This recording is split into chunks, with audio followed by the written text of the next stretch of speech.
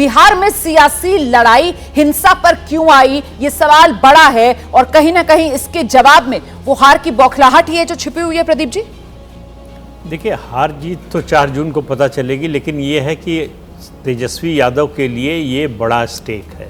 जिस तरह की परफॉर्मेंस उन्होंने विधानसभा चुनाव में दिखाई, उसको रिपीट करने की या उसको रिटेन करने की चुनौती है उनके सामने। अब आगे जो राजनीति होगी बिहार की, बड़ा स्पष्ट होता जा रहा है कि वो आरजेडी और बीजेपी के बीच में 2 ध्रुवीय राजनीति हो जाएगी। तो इसलिए जो है तेजस्वी यादव के लिए ये चुनाव, भले ही उनके गठबंधन की सरकार न बने केंद्र में, लेकिन उनके लिए अपनी राजनीति के लिए वो बहुत महत्वपूर्ण है।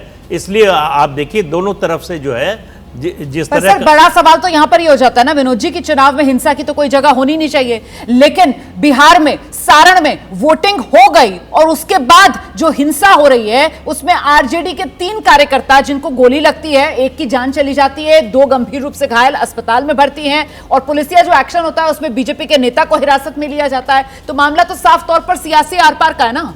नहीं, अभी राजीव प्रताप रूडी जी को मैं सुन रहा था, उनके चुनाव क्षेत्र में घटना हुई है जी। 3 लोग अस्पताल में भर्ती हैं, एक की मौत हुई है, लेकिन उनके चेहरे पर शिकन नहीं दिखाई पड़ी हमें।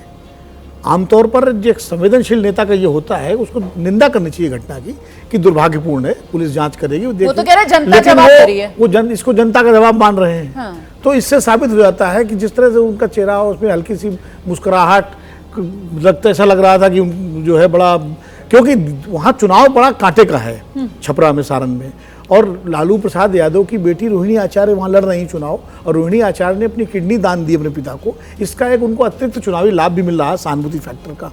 और ये चुनाव उनके लिए, राजीव प्रताप रूडी के लिए बड़ा टफ है। मतलब मैं नहीं कह रहा हूँ कि चुनाव को हारी जाएंगे या कोई जीत जाएंगे, ये तो 4 जून को पता लगेगा, लेकिन ये चुनौतीपूर्ण चुनाव है। जैसे पिछला चुनाव वो आसानी से जीत गए थे वो, हालांकि वो एक बार लालू राबड़ी देवी के खिलाफ भी लड़ चुके हैं चुनाव, जीत चुके हैं। तो ऐसा नहीं है कि रूडी वहाँ कमजोर नहीं है, और इस बार लालू की बेटी के साथ उनका ये मुकाबला है। लेकिन सवाल विजय जी यहाँ पर ये बड़ा हो जाता है कि साहब, सारण किस तरीके से हिंसा में सुलझा ये तो हमने देख लिया। बिहार में 7 चरण में वोटिंग होनी है, अभी बाकी 2 चरण की वोटिंग बाकी है, उस पर इसका क्या असर हो सकता है? अभी ये आशंका तो नहीं जाहिर करनी चाहिए, लेकिन बिहार का चुनाव बहुत महत्वपूर्ण चुनाव है इस दृष्टि से कि ये तेजस्वी यादव के चुनाव के तौर पे मैं देखता हूँ उसे, कि उनकी जो पॉलिटिकल पावर जो बनी है पिछले विधानसभा चुनाव में, क्या वो उसको रिटेन कर सकते हैं, सस्टेन कर सकते हैं या उससे आगे बढ़ सकते हैं।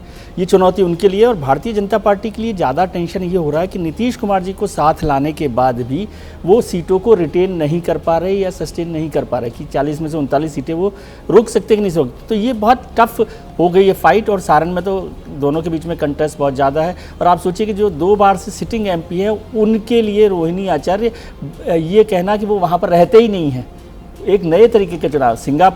रोहिणी पर तो बाहरी उम्मीदवार का आरोप लगाकर चला ही रहे हैं, लेकिन जो MP 2 बार रहा हो उसके खिलाफ भी ये माहौल बनाया जाए कि वो वहाँ पर रहते नहीं हैं, तो उससे एक मुश्किल वहाँ पर हो गई है। और अगले जो 2 चरण हैं वो बहुत महत्वपूर्ण होंगे, उसमें इलेक्शन कमीशन को ध्यान रखना चाहिए। बहुत अच्छा हुआ कि 5 चरण में कोई हिंसा नहीं हुई है मोटे तौर पर, केवल इस हिंसा के अलावा। तो अगले 2 चरणों में इसको ध्यान में रखते हुए, लेकिन अगले 2 चरण, लेकिन इस तरीके की जो तस्वीरें हैं चुनाव में, जो हिंसा है वो बंगाल से आना तो नॉर्मल बात है, लेकिन बिहार में बाकायदा गोलीबारी हो जाती है, एक शख्स की मौत हो जाती है, मतलब हैरान कर रही है ये। मुझे लगता है कि 1.5 दशक बाद ये घटना हुई है बिहार में। हालांकि ये पहली बार नहीं हुआ, इसके पहले भी हुआ करता था। लालू जी के शासनकाल में हिंसा हुआ करती थी।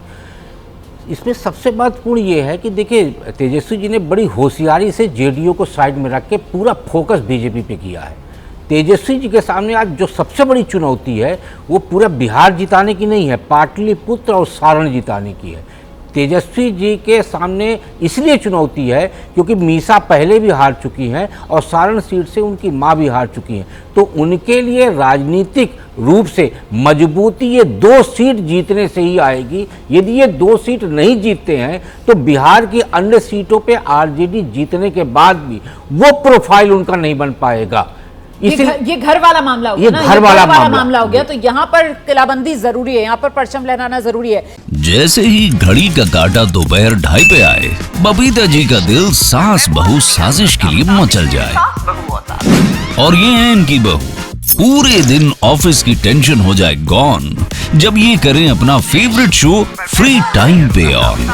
इनकी तरह आप भी देखिए अपना फेवरेट शो अपने टाइम पर और डाउनलोड कीजिए एबीपी लाइव ऐप अपने स्मार्ट टीवी पर।